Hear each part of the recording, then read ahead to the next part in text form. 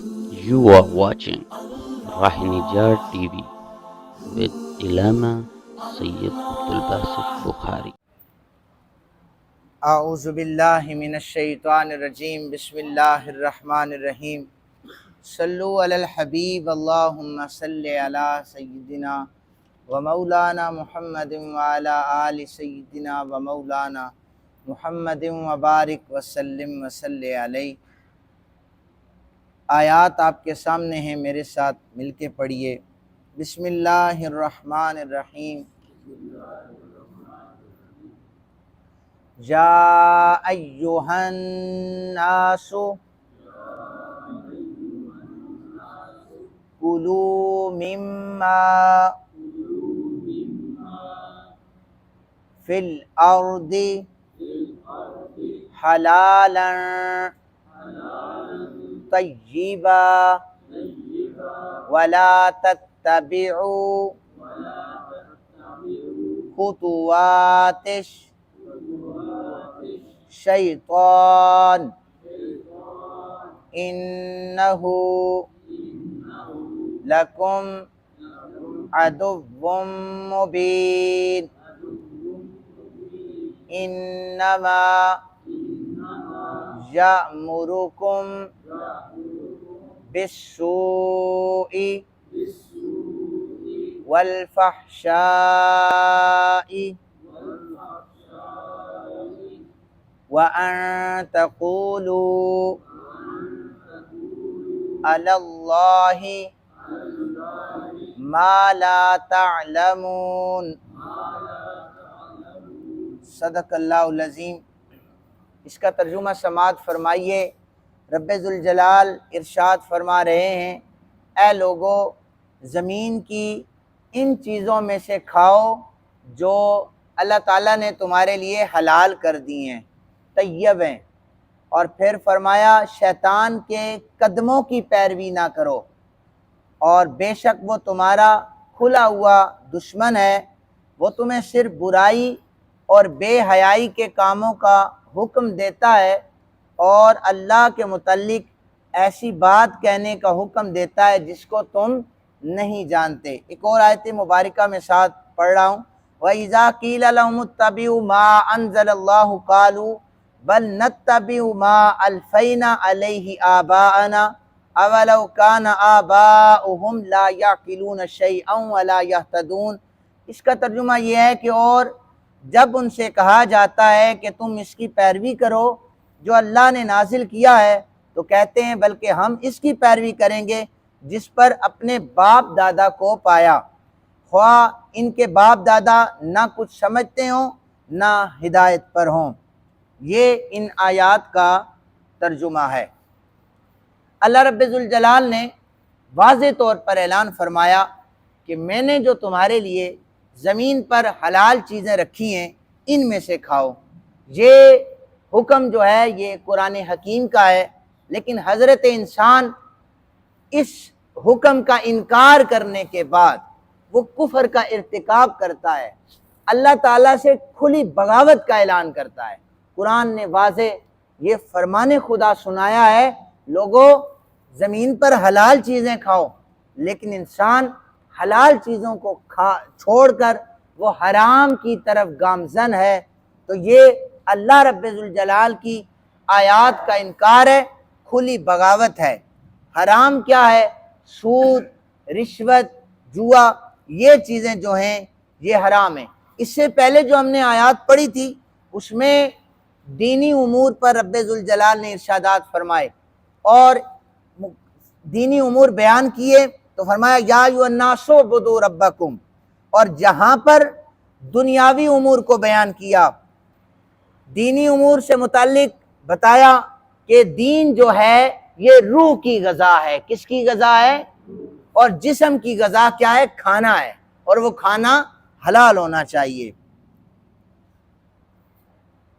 حضرت عبداللہ نے کہا کہ نجات اگر کوئی شخص چاہتا ہے نا، کامیابی اسے حاصل ہو جائے، فلاح پا جائے، تو 3 چیزوں میں اس کے لیے فلاح رکھی گئی ہے۔ سب سے پہلے اگر وہ کامیاب ہونا چاہتا ہے، حلال رزق کھائے، اللہ اسے کامیابی عطا فرما دے گا۔ فرائض کو ادا کرنے میں کامیابی ہے، اور رسول محترم صلی اللہ علیہ وآلہ وسلم کی اقتداء کرنے میں کامیابی ہے۔ حلال میں، فرائض میں، اور اقتداء رسول پاک صلی اللہ علیہ وآلہ وسلم میں۔ انسان حرام کھائے اور کامیابی تلاش کرے، یہ ٹھیک نہیں ہے۔ انسان نوافل کے ذریعے سجدے کرے، فرائض پورے نہ کرے، یہ بھی ٹھیک نہیں ہے۔ کلمہ حضور صلی اللہ علیہ وسلم کا پڑھتا ہو اور ان کے بتائے ہوئے رستے پر چلنے کے لیے تیار نہ ہو، یہ بھی درست نہیں ہے۔ پھر وہ جس طرح مرضی چاہے، اسے کامیابی حاصل نہیں ہو سکتی۔ جو کام شریعت کے مخالف ہوتا ہے وہ شیطان کا طریقہ ہوتا ہے۔ کس کا طریقہ ہوتا ہے؟ کلمہ کس کا پڑھا ہے؟ کام کون سے کر رہے ہیں؟ ہاں، یہاں پر چپ، اس لیے کہ ہم سب کو، مجھے بھی پتا ہے میں کتنا مسلمان ہوں، آپ کو بھی پتا ہے کتنے مسلمان ہیں۔ تو کلمہ جب حضور کا پڑھا ہے تو کام بھی وہ والے کریں جو نبی پاک صلی اللہ علیہ وسلم کی شریعت والے ہیں۔ اس میں دو الفاظ استعمال ہوئے۔ اچھا، یہاں پر ہے کہ شیطان کے قدموں کی پیروی نہ کرو۔ شیطان کے یہ جو لفظ یوز ہوا ہے نا، تتبعوا، اس کا مطلب ہوتا ہے اتباع کرنا۔ اتباع کرنا صرف یہ نہیں ہے کہ اس کے رستے پر، یہاں پر فرمایا ہے شیطان کے قدموں پر۔ اتبعوا کا مطلب ہوتا ہے جہاں پر وہ قدم رکھتا ہے اس قدم کی جگہ پر تم قدم رکھتے ہو۔ جس جگہ پر شیطان قدم رکھتا ہے وہاں پر تم قدم رکھتے ہو، تو یہ ہوتی ہے اتباع۔ تو آج کا جو حضرت انسان ہے وہ ان سارے رستوں کو چھوڑ کر کس کے قدموں پر قدم رکھ رہا ہے؟ وہ ہے شیطان کا رستہ۔ ہمیں دو رستے ہی دکھائے گئے، ایک رستہ رحمان کا ہے، ایک شیطان کا ہے۔ چوائس ہے ہمارے پاس، کس کو چننا ہے؟ جسے اللہ نے عقل اور شعور عطا کیا ہے وہ رستہ وہی چنے گا جو انتخاب انبیاء علیہ السلام کا تھا۔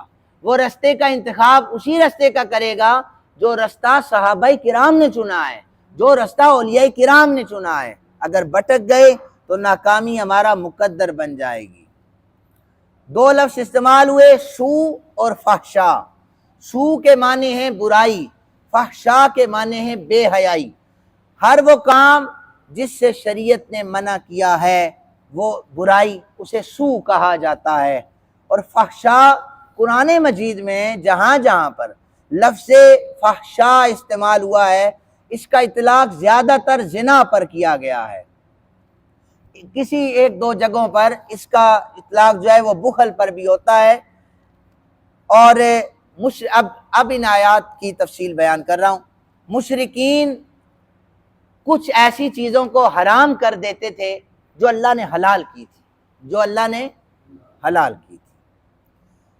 انہوں نے بتوں کے نام پر چھوڑے ہوئے جانوروں کو وہ حرام کر دیتے، جو بتوں پر جانور چھوڑے جاتے، میں سمجھا رہا ہوں آگے، انہیں حرام کر دیتے، گمان کرتے کہ یہ تو اللہ نے حرام کیے ہیں۔